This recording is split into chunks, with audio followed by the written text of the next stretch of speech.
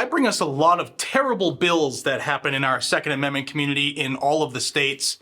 But what I'm going to show you right now is perhaps the most vile, most discriminatory bill ever submitted for an infringement on the Second Amendment.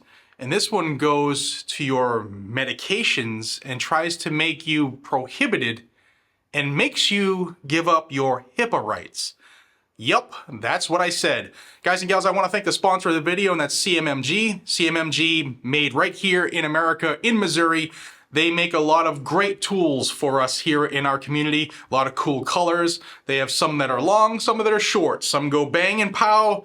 Some have rear surface area suitable for shouldering. And if you want to perhaps check out one of their things, I can save you 10% with GNG10.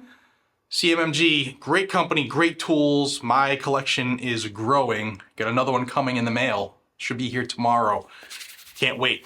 All right, guys, let's talk about this bill. This is terrible. I posted something on my Instagram the other day and had a lot of people saying, hey, you need to give us the context because there's no way this would happen.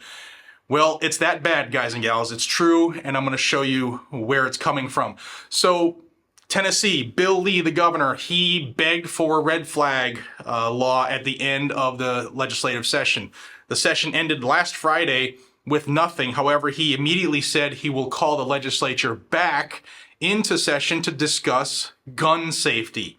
I covered about 15 bills that were submitted by one of the fakest representatives in the world, and he's one of the Tennessee Three. But now I'm going to show you an amendment to the red flag bills that were submitted in both the House and the Senate, and it looks to discriminate against you if you're taking some of the most prescribed medications in this country to treat a variety of ailments. I know a lot of people are saying there's no way you can make me give up HIPAA. Let me read this bill to you.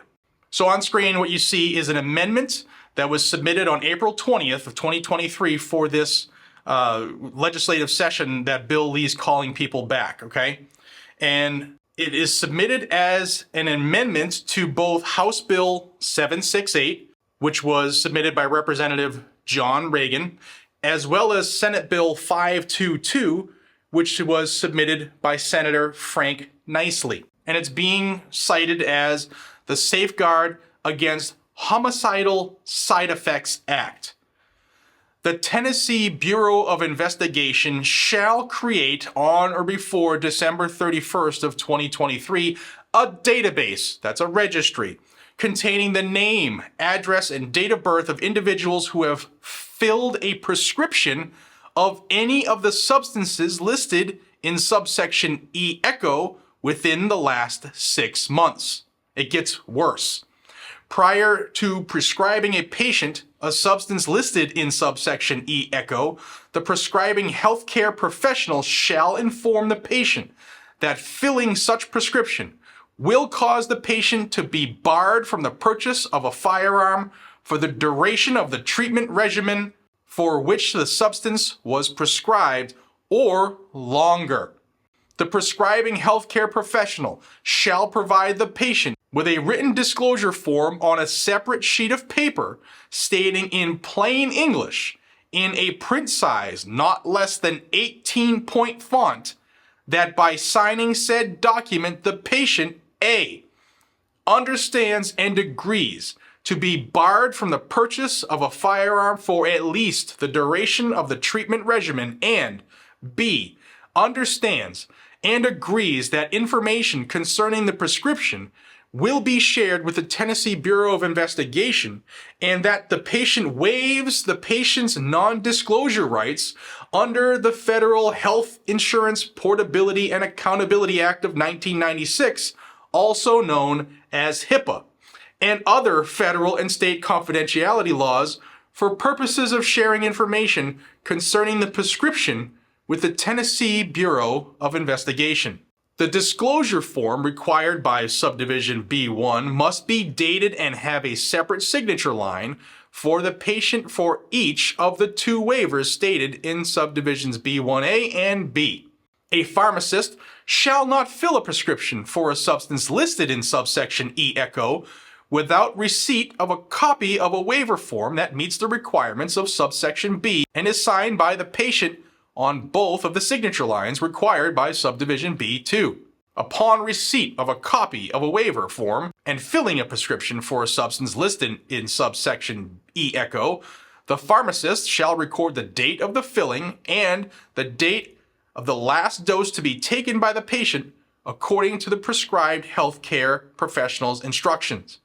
The pharmacist shall transmit each record made pursuant to this subsection C to the Tennessee Bureau of Investigation.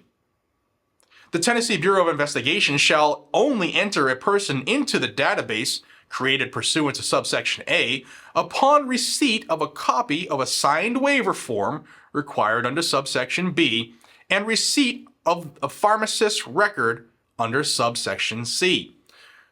The Bureau shall remove a person from the database within 30 days immediately following the passage of 6 months from the date of the patient's last dose to be taken, as indicated in the pharmacist's record required by subsection C.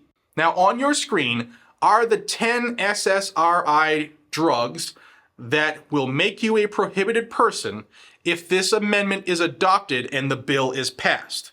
I want to make that clear again. This amendment would need to be adopted and the bill to be passed and signed into law for this to be law, okay? But this is what they're trying to do. Now, I dove deep last night and looking into what these medications are prescribed for, and I'm gonna read you the list because a lot of people will be caught in this net because these prescription drugs are used for a variety of things. Now, they're SSRI drugs, and those are selective serotonin reuptake inhibitors. And they are used to treat a variety of ailments. Here's some. This is not all of them. This is just some. Ready? Clinical depression, obsessive compulsive disorder, social anxiety disorder, post-traumatic stress disorder, agoraphobia, anorexia, premenstrual syndrome, body dysmorphic disorder, pathological laughter and pathological crying, narcolepsy, panic attacks, eating disorders, alcoholism, panic disorders, nerve pain, male sexual problems, insomnia, postpartum depression, fibromyalgia, kleptomania, hypochondria, trichotillomania, chronic headaches, bipolar issues. I already said alcoholism, attention deficit disorder, sleep disorders, personality disorders, obesity, Tourette's, bulimia, and more. Some of the common names of these drugs: Celexa, Luvox, Paxil, Prozac, Zoloft, Effexor, Remeron, and more.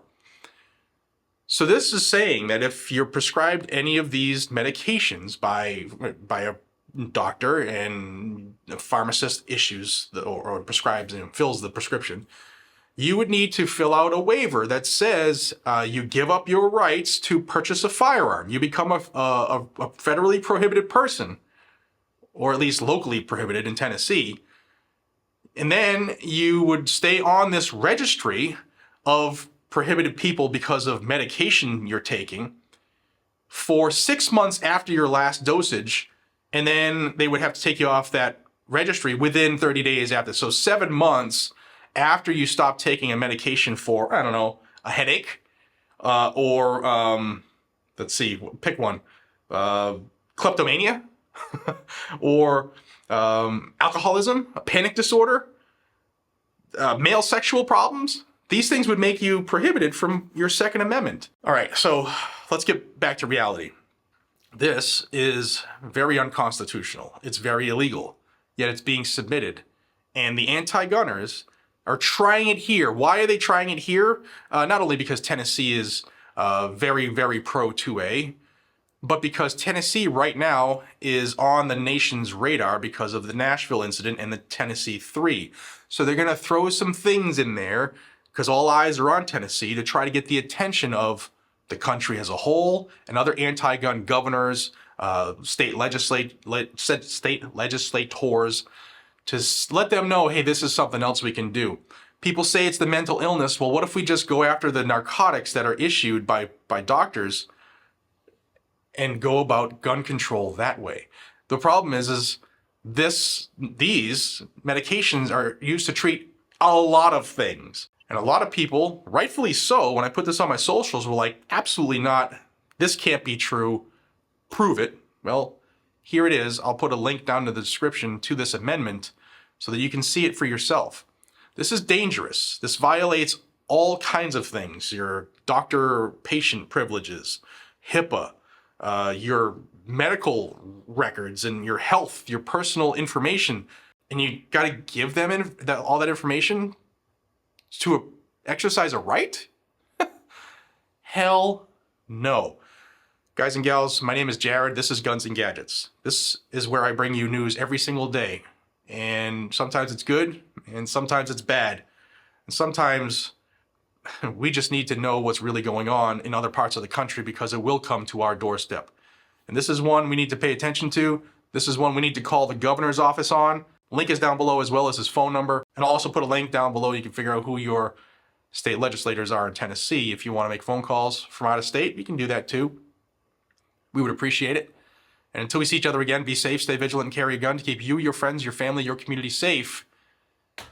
Perhaps the most discriminatory bill ever submitted, or an amendment, when it comes to the Second Amendment.